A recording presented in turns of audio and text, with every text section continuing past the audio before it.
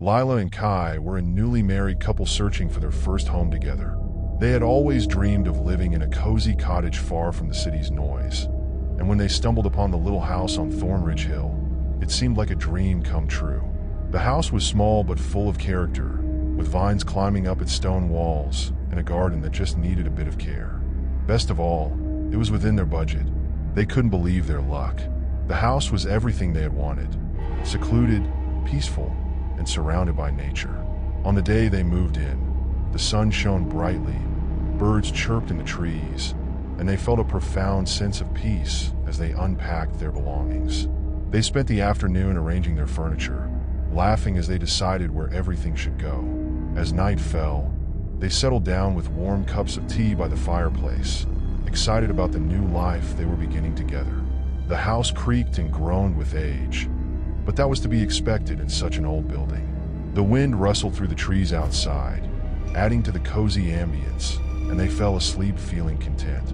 Over the next few days, they began to notice small oddities, things that were easy to explain away.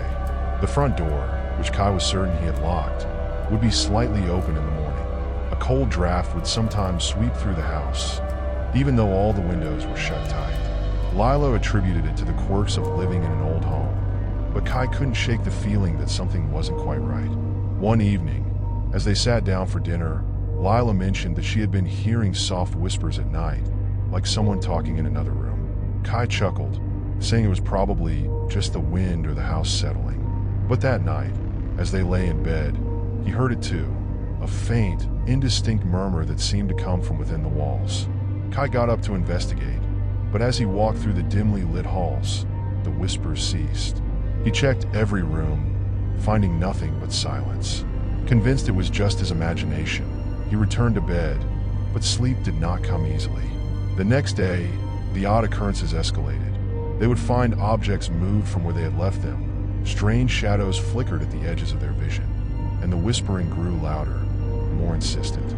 The atmosphere in the house shifted from warm and inviting to something darker, and an uneasy tension settled over them. That night, unable to sleep, Lila and Kai sat up in bed, listening to the whispers. They were louder now, clearer, and seemed to be coming from the very walls of the house. With a growing sense of dread, Kai got up and pressed his ear against the wall. His heart pounded as he realized the whispers weren't just random noises. They were voices, low and urgent, speaking words he couldn't quite understand. Suddenly, a loud thud echoed from the attic above them. Lila gasped, gripping Kai's arm tightly. The thud came again, followed by a slow, dragging sound.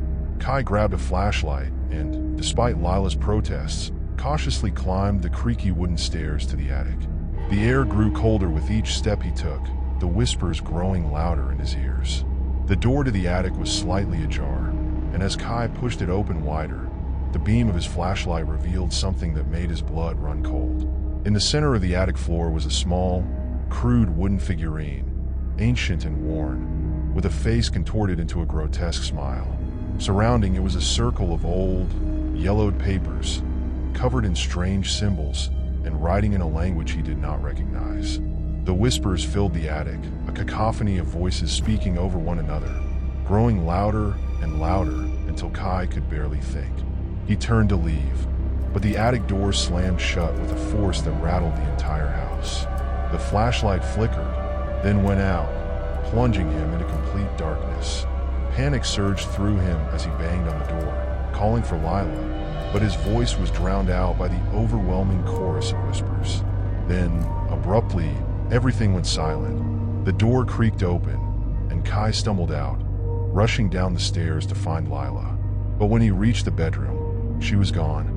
The bed was empty, the sheets disturbed as if she had just risen. He called her name, searched every room, but there was no trace of her. As he was about to run outside and search the grounds, the whispers returned, this time directly behind him. He spun around, and there, standing in the doorway, was Lila, or what had once been Lila. Her face was twisted into the same grotesque smile as the figurine in the attic, her eyes vacant and lifeless. She took a slow, shuffling step toward him, and as she did, the voices grew louder, chanting in that same unknown language. Kai backed away, his heart racing in his chest.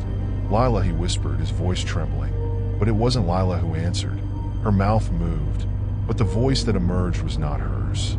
It was a chorus of many voices, old and malevolent. "We have been here long before you," they hissed. "And now, you belong to us."